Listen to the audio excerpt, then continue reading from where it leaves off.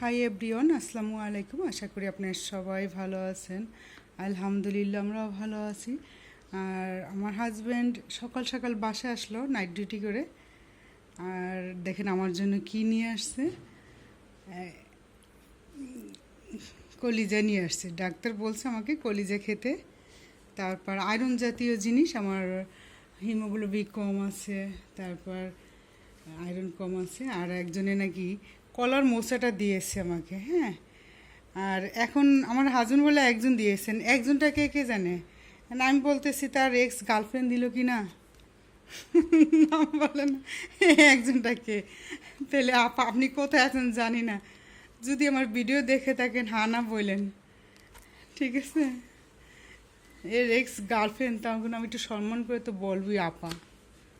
আপা আপনি যদি দিয়ে থাকেন তাহলে উপকার করেছেন, আর কে দিছে জানি না।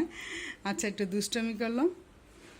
আর আমার চ্যানেলে কলার মোচার একটা রেসিপি আছে, হ্যাঁ, কলার মোচা বড়া, সেটা আপনারা দেখে নিতে পারেন। আর এই দেখেন আমার ডিম ভেজে রেখেছি, আমার হাজবেন্ড এখনও এই যে চা বানিয়ে রাখছে,